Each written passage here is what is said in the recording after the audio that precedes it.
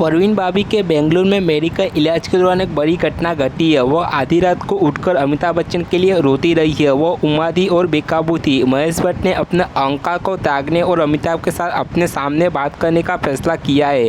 महेश ने दोस्ताना के सेट का दौर किया और उन्होंने अमिताभ से परवीन के साथ अतिरिक्त अच्छा व्यवहार करने का अनुरोध किया है, क्योंकि उनकी मानसिक स्थिति गंभीर थी। अमिताभ ने महेश की कहानी सुनी और वादा किया कि वह जितना संभव हो सकेगा उतना काम करेगा। उन्होंने महेश से उनका ख्याल रखने को कहा, क्योंकि उनकी कई फिल्में पूरी होनी बाकी थी। इससे महेश नाराज हो गया। उनका मानना था कि अमिताभ ने ऐसा करने से यही पता चलता है कि अमिताभ को सिर्फ अपनी चिंता है, परवीन की सेहत की नहीं। इससे कई वर्षों तक महेश को प्रेस में अमिताभ की आलोचना करनी पड़ी थी। जीनत अमन ने 1980 में 3 फिल्मों में 2 स्पर्धी और नायिका एक साथ एकमात्र नायिका की भूमिका निभाई थी। अमीर और शत्रु साथ दोस्ताना, विनोद खन्ना और फिरोज के साथ कुर्बानी और शत्रु और विनोद खन्ना के साथ बॉम्बे 450 माइल्स में थे। अनुभवी अभिनेत्री रूबी माहेश ने एक नन की भूमिका निभाई थी। जब राज खोसला ने फिल्म शुरू की तो उन्होंने कहा कि उनके पास परफेक्ट स्टार कास्ट है। अमिताभ बच्चन और विनोद खन्ना को समांतर मुख्य भूमिका निभानी थी, लेकिन जब राज खोसला ने आखिरकार सलीम जावेद की पूरी स्क्रिप्ट पढ़ी तो उन्हें एहसास हुआ कि फिल्म में विनोद खन्ना की कोई भूमिका नहीं थी। यह हर तरह से अमिताभ का शोर था। सही विकल्प शत्रुघ्न सिन्हा हो गए। राज खोसला ने यह बात यश जौहर को बताई। विनोद के शत्रु से बड़े स्टार और ज़्यादा टैलेंट होने के बावजूद उन्होंने विनोद को फिल्म से हटा दिया।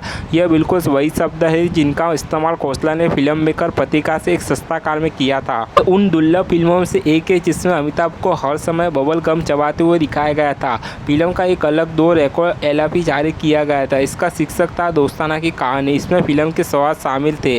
यश जौहर देव आनंद के नवकेतन कार्यक्रम में काम कर रहे थे। देव आनंद ने यश जौहर को निर्माता बनने के लिए प्रोत्साहित किया था और धर्मा प्रोडक्शन का गठन किया था। यश जौहर ने सलीम जावेद से संपर्क किया था और उनके पास एक तैयार स्क्रिप्ट थी। यश जौहर ने राज्य से अपने नवकेतन सहयोगी को लिखा। खोसला, जीनत अहमद, शत्रुघ्न सिन्हा, प्रेम चोपड़ा और अमिताभ बच्चन को साइन किया था, जो इन दिनों सलीम जावेद की स्क्रिप्ट के लिए जरूरी था, जिसे 1977 में IS जौहर मस्तूर फ्लॉप देने के साथ लॉन्च किया गया था। अभिनेता की डेट की समस्या और इसी बीच सिनेमाटोग्राफर नरीमा ईरानी की मृत्यु हो गई थी, जिसके कारण क्लाइमैक्स की शूटिंग इंग्लैंड में हुई थी।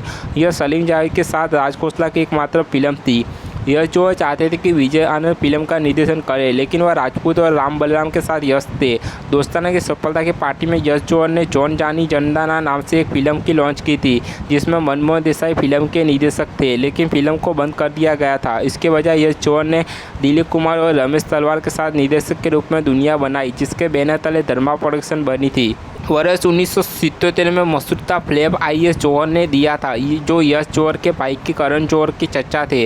वर्ष 1956 में CID राज खोसला की पहली सफल फिल्म थी और 24 साल बाद दोस्ताना राज खोसला की आखिरी सफल फिल्म थी। संयोग से दोनों फिल्मों का निर्माण नवकेतन एसोसिएट गुरुदत्त और यश जौहर दोनों देव आनंद के दोस्तों द्वारा किया गया था। प्रेम चोपड़ा ने खलनायक की भूमिका निभाई थी। अमरीश पुरी ने प्रेम चोपड़ा की गूंगे में से एक की भूमिका निभाई थी। उनकी एक छोटी सी भूमिका थी और वह काफ़ी चर्चित थे। बाद में 2 साल बाद अमरीश पुरी बड़े खलनायक बन गए थे। सिनेमाटोग्राफर नरीमा ईरानी की आखिरी रिलीज उनके साथी ने बची हुई शूटिंग पूरी की थी।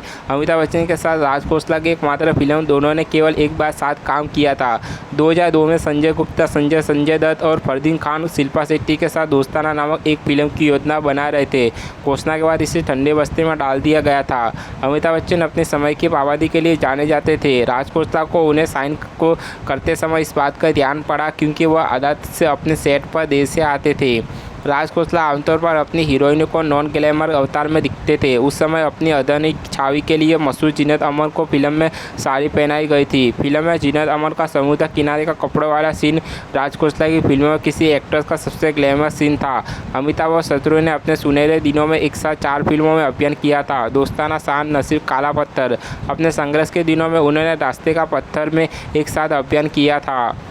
फिल्म में 1980 में दशहरा उत्सव के दौरान रिलीज हुई थी। इस फिल्म को तमिल में सतम के नाम से बनाया गया था, जिसमें कमल हसन, शरद बाबू और माधवी ने अभिनय किया था। शत्रुघ्न सिन्हा की भूमिका के लिए अभिनेता विनोद खन्ना पर विचार किया गया था, लेकिन निर्देशक राज खोसला का मानना था कि अगर विनोद यह भूमिका निभाए तो जीनत द्वारा उन्हें मना करना अवांछनीय होगा, क्योंकि विनोद सबसे अच्छे दिखने वाले अभिनेता में से एक थे। आखिर कैसे कोई अमिताभ के किरदार को लेकर उन्हें रिजेक्ट कर देगा।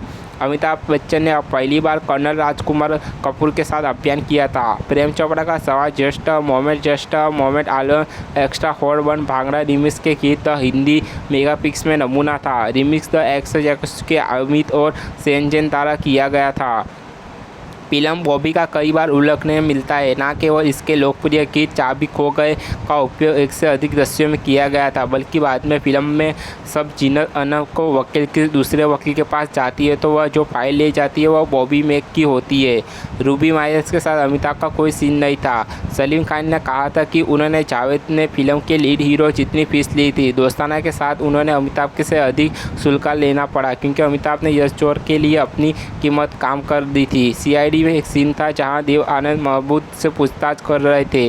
देव को बुलाया जाता है, कांस्टेबल महमूद को वापस लॉकअप में ले जाते हैं। दो गुंगे महमूद को मारते हैं। दोस्त देव आनंद पर आता है और उन्हें निवारित कर दिया जाता है। राज खोसला का दोस्ताना में यह सीन 20 साल बाद दोहराया गया था। अमिताभ बच्चन सजना से पूछताछ करते हैं। यह सलीम जावेद की स्क्रिप्ट में नहीं था, बाद में जोड़ा गया था।